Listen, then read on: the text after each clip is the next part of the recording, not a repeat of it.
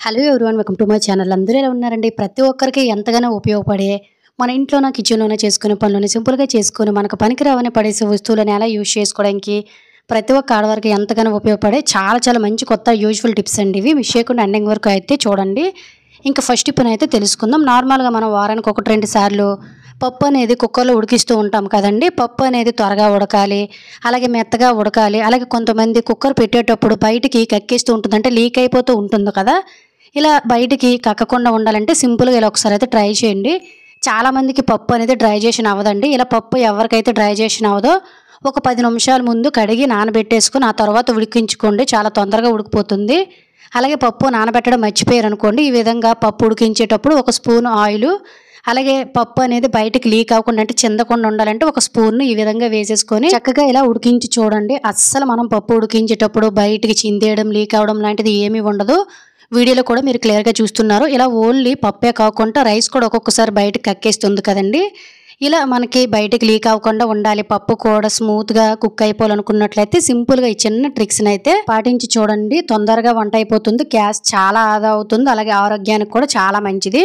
ఇంకా second tip అనేది తెలుసుకుందాం. ఒక్కొక్కసారి మన ఇంట్లోన క్యాండిల్స్ అనేవి ఈ విధంగా ముక్కలు అయిపోయినా, లేదంటే కొన్ని వాడేసినవి క్యాండిల్స్ అక్కడ ఇక్కడ చిన్న చిన్న ముక్కలు మిగిలిపోతే ఇంకెందుకు పనికిరాదని పడేస్తూ ఉంటాం. కానీ వీటితోటి మన ఇంటిని అందంగా సువాసన భరితంగా ఇంట్లో ఇంకొక్క ఏగా దోమ రాకుండా చేసుకోవచ్చండి.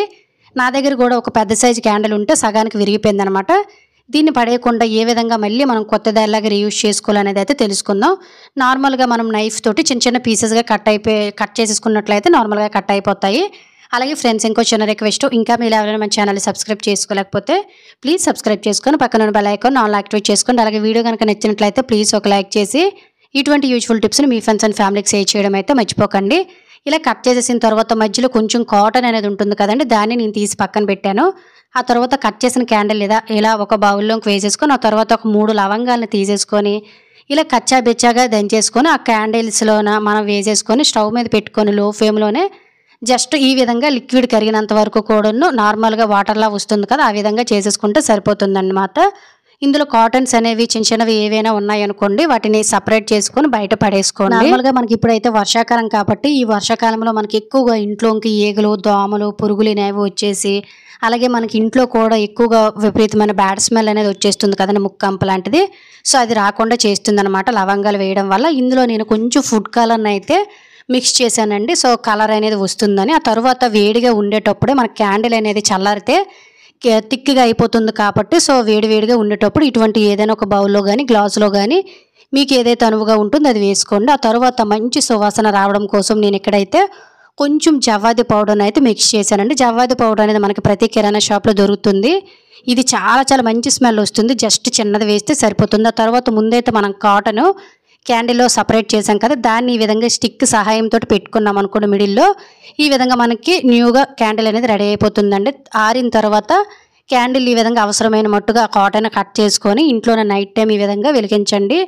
ఇల్లంతా అందంగా ఉండడమే కాకుండా ఇందులో లవంగాలు వేసాం కాబట్టి ఈ ఘాటు వాసనకి ఈగలు, దోమలు, పురుగులు, అలాగే ఇంట్లోని ఎటువంటి బ్యాడ్ స్మెల్ అనేది రాదండి. ముఖ్యంగా ఇందులో జవ్వాది పౌడర్ వేసాం కాబట్టి ఈ దీపం వెలుగుతున్నంతసేపు కూడా ఇల్లు అంతా గుమగుమగా మంచి సువాసన వస్తుందన్నమాట. ఇలా ఎందుకు పనికిరాదని పడేసే వాటిలతో ఎంతో కాస్ట్లీగా అందమైన క్యాండిల్స్ని తయారు చేసుకోవచ్చు. ఖచ్చితంగా ట్రై చేయండి. ఇంకా నెక్స్ట్ టిప్ అనేది తెలుసుకుందాము. ఈ చిట్కా అయితే ఇంట్లో ప్రతి ఒక్కరికి చాలా చాలా బాగా యూజ్ అవుతుందండి. నార్మల్గా మన ఇంట్లో కొన్ని డోర్లు కానీ కిటికీలు కానీ వెడల్పుగా ఉండడం వల్ల ఒక్క డోర్ కర్టన్ అయితే సరిపోదు కదా, 2 డోర్ కర్టన్స్ వేయవలసి ఉంటుంది.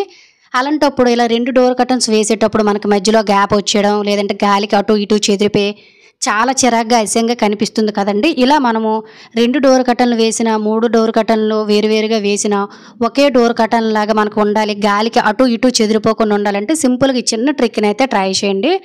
ఏమీ లేదు, వీడియోలో చూపిస్తున్న విధంగా నార్మల్గా మనం గొట్టానికి ఏ విధంగా అయితే డోర్ కర్టన్ పెడతామో అదే విధంగా పెట్టుకొని వీడియోలో చూపిస్తున్న విధంగా చివరిని ఇంకో హోల్ అయితే ఉంటుంది కదండి, దాన్ని ఈ విధంగా విడిచిపెట్టేయాలన్నమాట. దాన్ని అసలు పెట్టకూడదు. ఆ తర్వాత ఇంకో డోర్ కర్టన్ హోల్ పెట్టేసుకొని వదిలేసింది కూడాను ఈ విధంగా వీడియోలో చూపిస్తున్న విధంగా పెట్టేసుకొని ఇలా మిగతా డోర్ కర్టన్ అంతటిని కూడా చక్కగా సెట్ చేసేసామనుకోండి, ఒకటి కాదు 4 డోర్ కర్టన్లు పెట్టినా కూడాను ఒకే డోర్ కర్టన్‌లా కనిపిస్తుంది.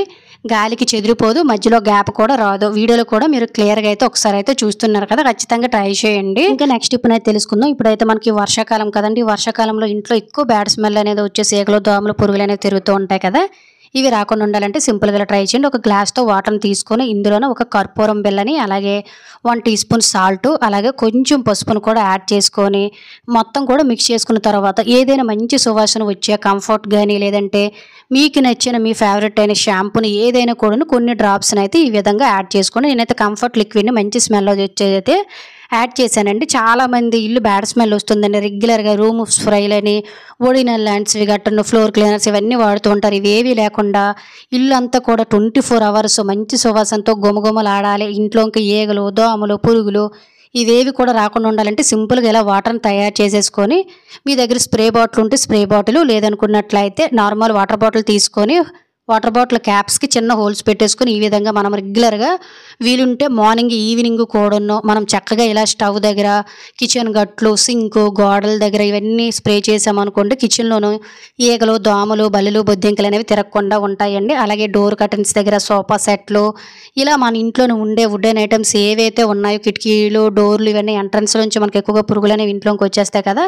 ఇలా గుమ్మాల దగ్గర వీటన్నిటి దగ్గర మొక్కల దగ్గర కూడాను ఇంటి మొత్తం కూడాను దీన్ని రెగ్యులర్‌గా స్ప్రే చేసి చూడండి. మీ ఇంటికి వచ్చే వారందరూ కూడా అసలు ఇల్లు ఏంటి ఇంత మంచి సువాసన భరితంగా ఉంది మీ ఇల్లంతా కూడాను, అసలు ఏం వాడుతున్నారని ఖచ్చితంగా అడుగుతారు. అంత మంచి స్మెల్ వస్తది. ఎటువంటి కెమికల్స్ లేవు, రూపాయి ఖర్చు కూడా లేదు. ట్రై చేయండి, యూజ్ అవుతుందంటే. ఇంకా నెక్స్ట్ టిప్‌నైతే తెలుసుకుందాం. ఈ టిప్ కూడా మనకి చాలా బాగా యూజ్ అవుతుందండి.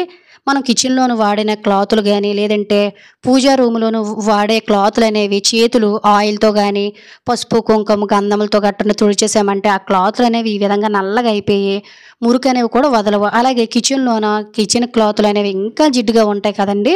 వీటిని వాషింగ్ అయితే చేసేస్తాం గానీ, వాషింగ్ అయిపోయిన తరువాత ఆ స్మెల్ అనేది అస్సలు వదలదండి. ఇలా మనం ఎక్కువగా రుద్ది బల్లకి వేసి బాదే పనే లేకుండా సింపుల్‌గా వాసన అనేది రాకుండా ఈ మరకలు పోవాలి.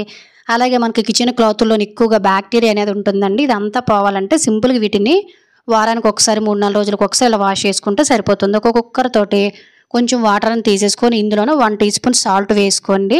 ఆ తర్వాత మనకి బ్యాక్టీరియా పోయి మరకలు పోవాలంటే కొంచెం బేకింగ్ పౌడర్‌ని అయితే వేసుకొని, ఆ తర్వాత ఒక 2, 3 స్పూన్ల వరకు కూడా వెనిగర్‌ని వేసుకోండి. వెనిగర్ వల్ల మనకి క్లాత్స్ అనేవి శుభ్రపడడమే కాకుండా మంచి స్మెల్ కూడా వస్తాయి. బ్యాక్టీరియా కూడా పోతుంది.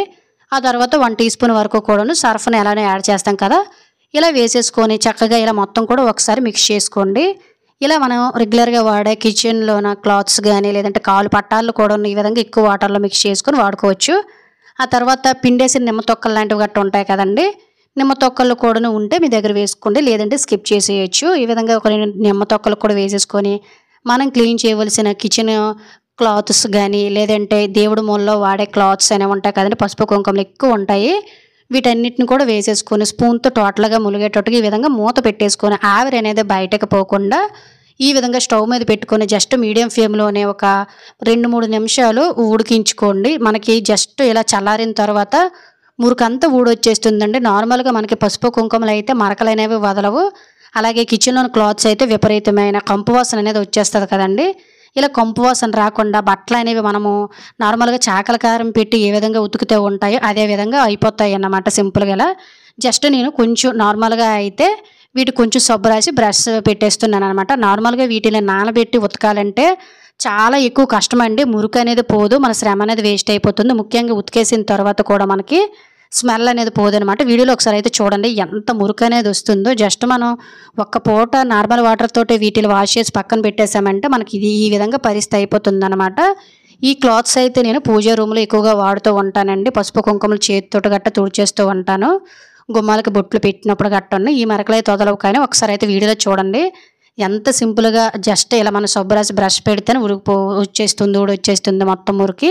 సో, ఎందుకంటే ఇందులోను మనము బేకింగ్ పౌడరు, వెనిగరు, సాల్టు ఇవన్నీ వేసి ఉడికించడం వల్ల మనకు మురికి అనేది 100% అక్కడే పోతుందండి. తర్వాత జస్ట్ మనం ఈ విధంగా బ్రష్ పెట్టేసుకొని, సోప్ పెట్టేసుకొని కొంచెం వాష్ చేసేసుకున్నాం అనుకోండి 2, 3 సార్లు నార్మల్ వాటర్‌లో. శ్రమ పడకుండా, టైం వేస్ట్ చేసుకోకుండా ఈ విధంగా ఎంత మురుకు పట్టిన కిచెన్ క్లాత్స్‌నైనా, పూజా రూమ్‌లో ఉండే క్లాత్స్‌నైనా చాలా ఈజీగా క్లీన్ చేసేయొచ్చండి. నార్మల్‌గా మనం ఇందులో బేకింగ్ పౌడరు, వెనిగర్ వేసాం కాబట్టి ఎటువంటి బ్యాక్టీరియా అనేది ఉండదు. ఎటువంటి మరకలైనా కూడా చాలా ఈజీగా పోతాయి.